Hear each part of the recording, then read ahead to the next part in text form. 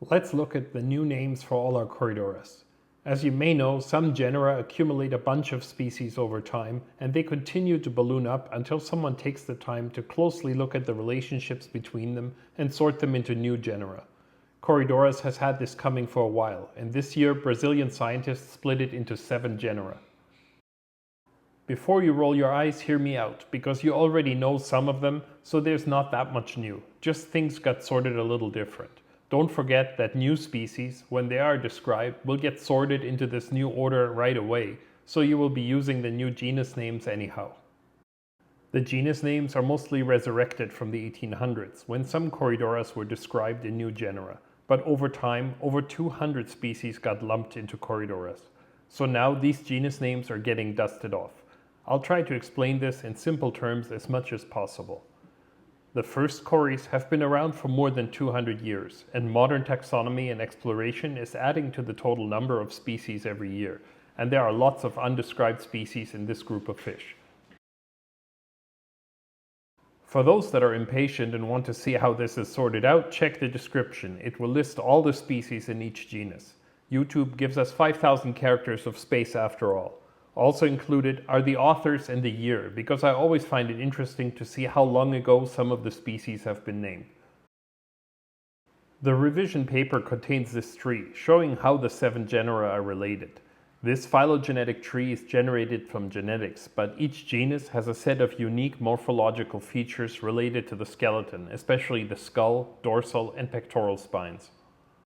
A decision tree, like a flowchart, is used to distinguish the genera where each question gets you to another, and the dead ends are the final names of the new genera.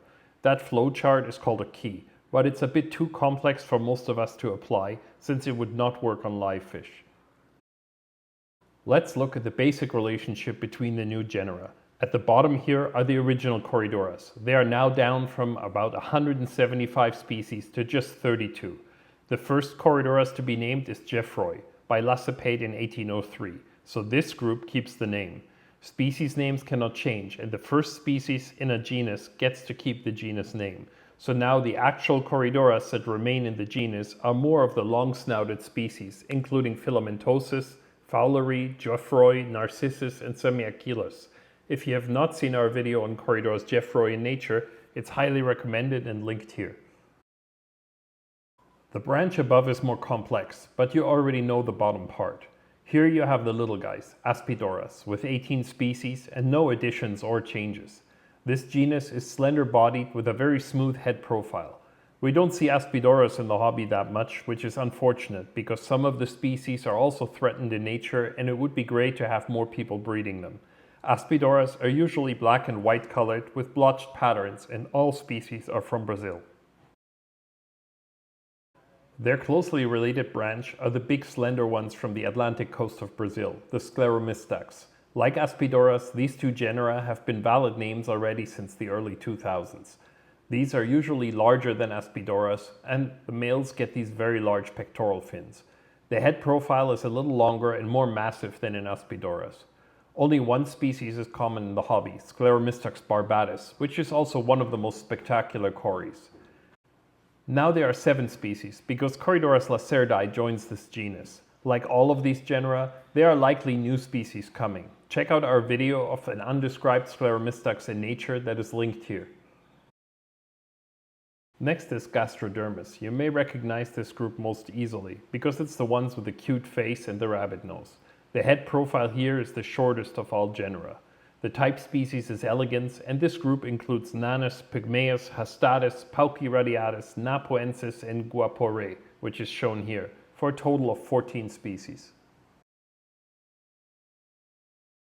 Next is Osteogaster. This genus name is not new because it's from 1894, when Corydoras equus was described. You may have already guessed it. This is the group with all the green ones that look quite similar. There are only 9 so far: Aeneus, Equus, Hephaestus, McClure, Melanotania, Rabauti, and Zygata. For most of us, Aeneus was our first Corydoras, or well, our first Osteogaster. Osteogaster aeneus is likely also the most widespread of all Corydoras catfish, found from Trinidad down to Bolivia.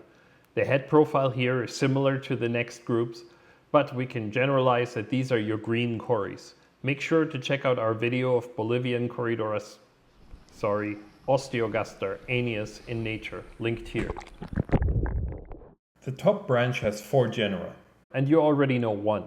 Brochis now gets expanded, so instead of just Brochis splendens, britsky and multiradiata, 44 other species with that long dented snout now join the genus, including some of the popular Corys like Jerry, Pantanalensis, Reticulata, Robinei and Soisi. The head profile here is the high body with that slightly dented long nose. This genus also includes some of the biggest species. Down to the last one, the genus Hoplisoma, which is now the biggest with 88 species. It's also an old name originally because the type species is Hoplisoma punctatum from 1838. If your first Cory was not aeneus, it was likely Palliatum, and it is in this genus now. This contains some of the most popular fish like Adolphoi, Concolor, Gossei, Julie, Panda, Sterbai and Weitzmani. To me, this is the group that would be the general body shape we associate most with the name Cory, with the head profile typical of most pet store Corydoras. It will take some time to get used to the fact that the long snouts are the true Corydoras and the typical looking species are now Hoplisoma, but that is how these things often seem to work out. Check out our video of Hoplisoma apiaca in nature, it is linked here. It will be exciting to see where some of the weird new things like CW153 fall into the new genera. I hope this helped some of you make sense of the changes. A special thank you to Dr. Luis Tenkach, who is one of the authors of the paper and was kind enough to go through my text to see if my simplifications of the revision are acceptable. If you enjoyed our Who's Your Uncle of New Corydoras names, share and like this video and make sure to subscribe to this channel.